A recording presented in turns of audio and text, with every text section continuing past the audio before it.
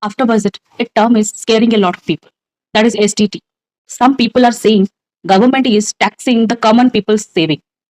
Let's slow down and try to understand the facts.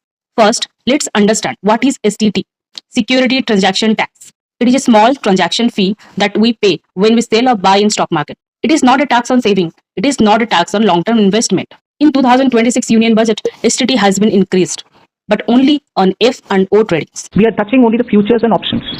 STT otherwise बाकी सबका transaction के ऊपर कोई नहीं किया. F and O, that is futures and options, not for shares, not for SIPs, not for long-term investments. Second question is, why did government did this? Do you understand why we need to understand what is market noise? Have you ever noticed market suddenly jumping or crashing 2% in 10 minutes, even when there is no big news? That is market noise. Today, trading volume is many times larger than the real economy of India because of F and O trade. People buy and sell 1,000 times in a second, betting on the price movement. This creates meaningless ups and downs, which has nothing to do with the real value of the company. Let me explain this simply. Imagine you live in a strong, peaceful house. This is your long-term portfolio. You know its value will grow over time. Suddenly, 100 people gather outside your gate. They are not there to buy your house. They are just shouting, price will fall, price will crash.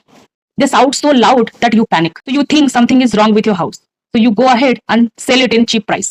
After some time, the crowd disappears. The noise stops and the price comes back to normal. But you have already lost your house. This is exactly what F and O noise does. To SIP investors and stockholders, it creates fake fear. So in 2026 budget, government increased STT only on F and O. It's like telling the noisy crowd, if you want to stand here and shout, you have to pay a higher price. As a result, less noise, calmer market, price driven by real company growth, not betting panic. Your SIP is safe. Your investment is also safe. The market is getting calmer and quieter. So at last, what we understood, F and O, futures and options, is a short-term, high-risk trading that people do multiple times in a day.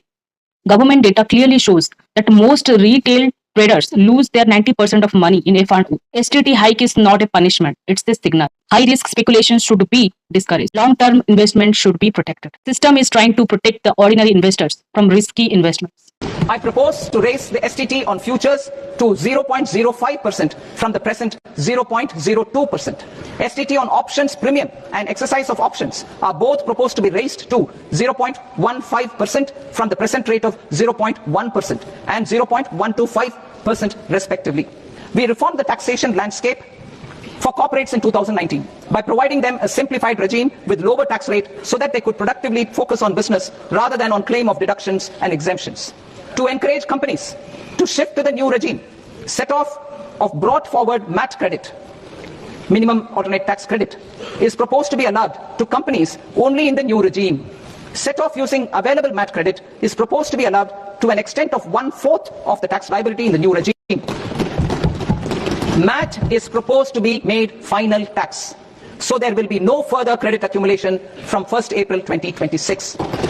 In line with this change, the rate of final tax is being reduced to 14% from the current MAT rate of 15%. The brought forward MAT credit of taxpayers accumulated till 30th March 2026 will continue to be available to them for set off as above. Indirect taxes.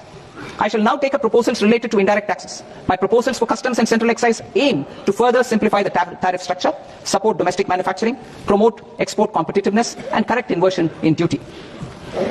To continue weeding out long continuing customs